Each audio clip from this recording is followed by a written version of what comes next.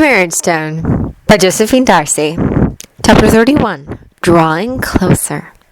It took hours for them to reach their destination. Buffering spells kept the boat sailing smoothly, and shielding spells kept the worst of the wind and the water spray off them. Still, it wasn't a pleasant journey, the wind getting to all three of them more than anything. They checked the map frequently, watching the tiny image of their boat getting closer and closer to the shoreline. When they finally approached, the night had largely passed, and the eastern sky was already beginning to brighten with dawn. Harry had been gone for hours. There was no telling what might have happened to him in that time. Upon reaching the shore, they dragged the boat up onto the rocky bank, noticing immediately several Viking longboats already tied nearby. Remus headed straight for one of them, grabbing the prow and pulling himself up to peer inside. He jumped down a moment later, his eyes gleaming in the pre-dawn light. "Harry was in this one," he announced. "The scent is still strong." Sirius grinned. Those werewolf senses would take them straight to Harry now that he'd gotten the scent. They grabbed up their gear, Sirius and Severus both strapping their swords to their backs while Remus hefted the iron mace over one shoulder. They could see the tree line ahead, the dark expanse of forest looming before them. "Move as silently as you can," Snape told the two of them. "I remember reading about a cat-like creature called gremlins that hunt in packs in these woods. I'd just as soon not lead them right towards us." With that, the three of them headed off, Remus taking up the lead as they followed Harry's trail into the forest. By Sirius's estimate, they had gone perhaps 5 miles when Remus stopped suddenly, holding up his hand for silence. Knowing the werewolf could hear and smell things they could not, both Sirius and Severus froze, waiting for him to give them some sign of what had caught his attention. He sniffed the air, his face looking pale in the growing morning light. Then he moved quickly back toward them and spoke softly in muffled tones. "I can smell blood up ahead," he informed them. "And there's something moving in the woods off to the south. It's still far away, but stay quiet so that we don't attract its attention." Both men nodded, and they followed Remus forward, moving more cautiously through the trees. They had walked for several more minutes in absolute silence when they came across the source of the blood Remus had mentioned. Ahead of them, in a small clearing, were the bodies of animals. They were huge, black-furred creatures with muscled bodies and long claws. There was indeed something cat-like about them, but their hindquarters were oddly shaped, as if perhaps they could walk upright as easily as they walked on all fours. The ground around them was black with blood, and they could see that these animals bore the marks of sword wounds. All three of them moved carefully forward, scanning the ground and avoiding the pools of blood. Remus hissed suddenly in shock and crouched down to pick something up from the ground.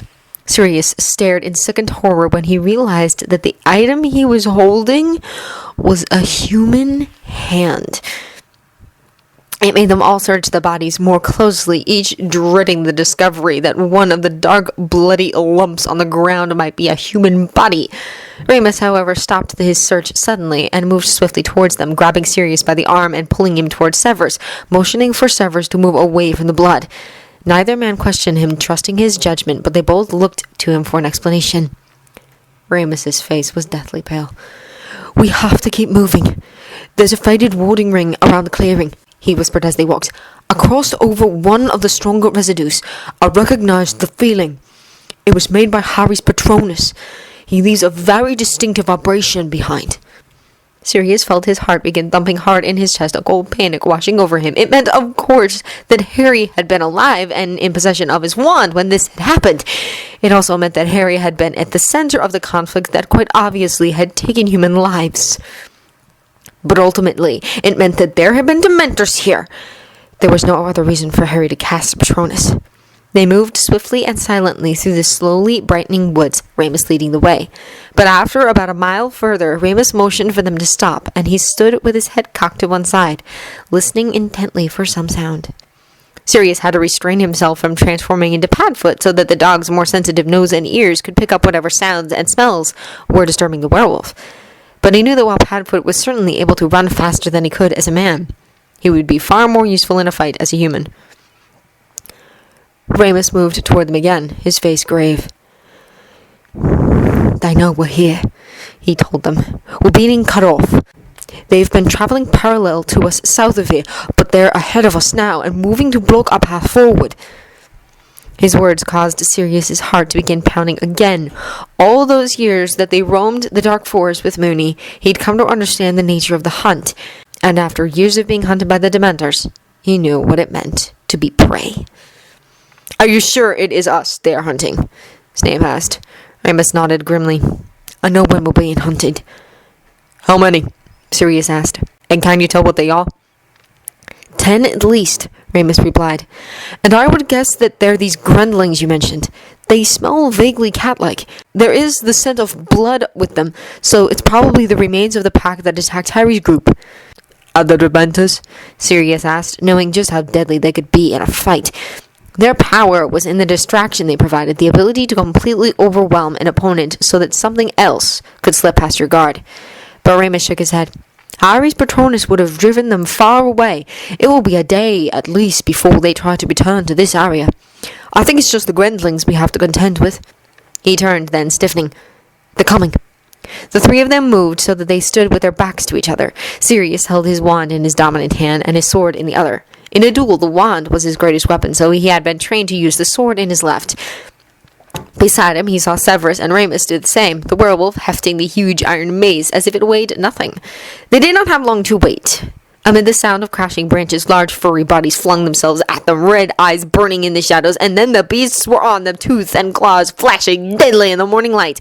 The three men all knew to use the most deadly of spells in a fight like this, and Sirius let loose with a stunning blast of fire that caught the first creature in the chest, lifting it off the ground. He flung it with bone-breaking force against a tree. He swung his sword at the next, blocking the strike aimed at his stomach before hitting it with another blast of his wand. Behind him, he could hear Remus and Snape shouting their own spells, and the woods were lit red with blasts of fire and lightning. The screams of the Grendlings and the sickening, bone-crunching blows of Remus's mace were deafening. Sirius was vaguely aware of the spray of blood striking his face. His sword struck the throat of one of the creatures. He blasted one more moving body and then grew still as he realized that nothing else was moving. Turning swiftly, he raked his gaze over Remus to assure himself that the man was unhurt. He too was splattered with blood, but none of it appeared to be his. Is that all of them? Sirius demanded, his own sword dripping with blood. Yes, Remus assured them. Are either of you hurt? Sirius took a moment to evaluate himself.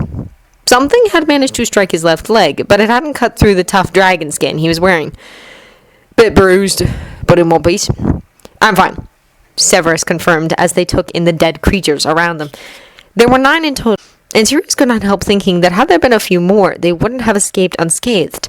None of them were used to this sort of fighting. Sirius did not want to think about what it might have been like for them to have had Dementors attack in the middle of such a battle. Harry had already seen such horror in his young life. To be dragged into this was heartbreaking. Let's keep moving, Snape urged. Remus, who was making some attempt to shake off the grisly remains embedded in the spikes of his mace, nodded in agreement and took up the lead once more. Sirius had to admire the man's fortitude. Nothing kept Remus down for long. His ability to endure everything life threw at him was one of the reasons Sirius loved him so much. Ulrich and Aesgeir gathered a large group of warriors in the main hall of the keep. The eldest was gray-haired and scarred. The youngest no more than 3 or 4 years older than Harry.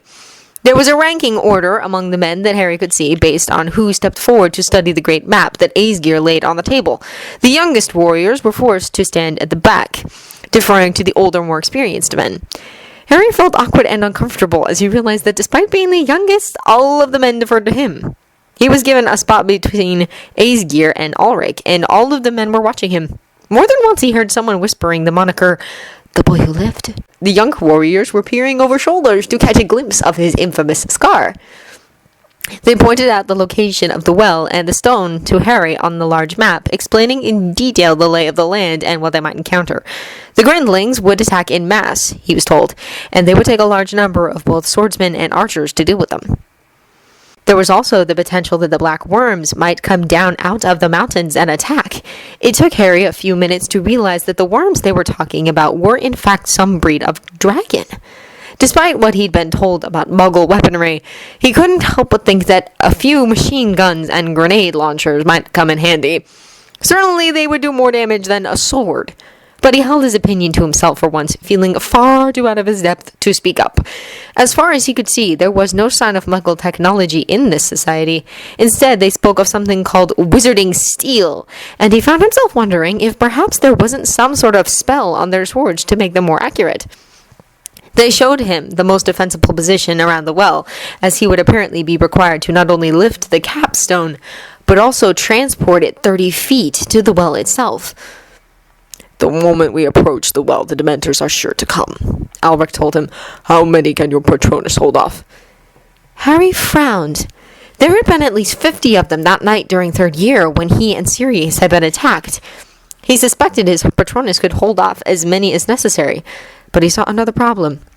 I'm certain I can hold them all off, he told Alric, or at least drive them back, but that is not the problem. The Patronus is a free-formed but directed spell, and the levitation spell is continuous. That means that once you begin moving the stone, you will no longer be able to direct your Patronus beyond a single final command, Aesgeir guessed. Harry nodded. I can tell it to attack the Dementors, but I have no guarantee that it will go after all of them or simply single one out and chase it down. Is there anyone here who can cast the charm? Beyond what you saw earlier, no, Ulrich informed him. Harry glanced at Bjorn and Gudrich. To his surprise, neither man looked insulted. Though it seemed inconceivable to Harry, he suspected that the Patronus was so far out of their reach that he might as well be asking them to fly to the moon. We know the risks, one of the men told Harry, a grim, determined look on his face. All of us have lost someone to those creatures. If you can seal that infernal hole, we're willing to take the chance. Sealing that hole is not going to get rid of the 200 that are already here, Harry told them, his stomach knotting with the thought of what these men were going to be facing. And all for so little reward. He was going to lead these men in a battle, and he would have to watch them die, watch them lose their souls to the Dementors. And for all his magic, there was nothing he could do to prevent it. We'll deal with that problem afterward, Aesgeir informed him. Worry about the problem we can actually do something about. He understood the practicality of his words, but it went against his nature to have to face such a failure and call it a victory. It reminded him too much of the Eye of Odin. The wizarding world counted that as a victory, but Harry could not help but think of all the good men and women who lay dead on the field afterwards. They spent a while longer going over the battle strategies, Harry remaining silent through much of it. Strategy had always been Ron's strong suit, not his, and he figured these men who had been warriors all their lives knew far better than he did what to do. But still they looked to him for approval, deferring to him as if he were some leader like Aesgeir. The weight of their hope was heavy on his shoulders, and he could not remember a time he had ever felt so alone. When all was said and done, the men headed off to prepare armor and weapons, and no doubt to spend the last night with their families. They would head out at first light tomorrow, and Harry knew many would not be coming back. He found himself silently cursing the Ministry for allowing such a thing to happen. With his own family safely in High Hill, Ulrich had no such distraction, and offered instead to show Harry around Bifrost Hall. Grateful for the distraction, Harry went with him, determined to educate himself more completely on how the rest of the wizarding world lived. He saw no sign of the Muggle influence in the Bifrost community, to the point that even the pair of blue jeans he was wearing was out of place. These people lived life much the way their ancestors must have, and had probably done so for centuries. And yet, at the same time, he saw no signs of stagnation. Despite their lack of magical prowess, magic infused every aspect of their lives and improved them, much the way technology improved the lives of Muggles. It seemed that magic amongst this community was far more specialized than it was at Hogwarts. People had one magical strength, and they stuck to it, relying on those around them for other things. And there was no lack of magical items either. Everything from magical farming tools to brooms, though he did notice that broom travel seemed somewhat restricted. He supposed with the constant threat of Dementors, it just wasn't safe to travel beyond the walls of the fortress. During the brief tour of Bifrost Hall, Harry got some idea of how large the castle was. All the families and local farmers lived within the fortress wall, well protected from the Dementors and Grendlings. The walls kept the Grendlings from entering, and the wards kept the Dementors out. But men stood in risk every day when they stepped outside the castle walls to attend their farms.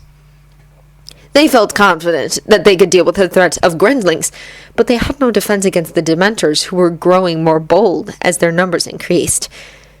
Eventually, Harry made his way back inside the hall, where he soon found himself surrounded by locals who were anxious to speak with him. All of them had grown up listening to stories about the boy who lived, and they had hundreds of questions for him that he answered with as much patience as he could. Despite being a part of their rich history, Harry found himself feeling more isolated, as it brought home for him just how little he knew about his world. He was listening to a group of warriors discussing the best way to fight off a pack of grendlings when the alarm sounded, a horn blaring from the walls of the keep. Harry, Ulrich called as he rushed into the hall. Harry immediately jumped to his feet, thinking that perhaps the Dementors were attacking. come quickly, Ulrich urged. They'll destroy us if you don't stop them. Harry followed him out the door.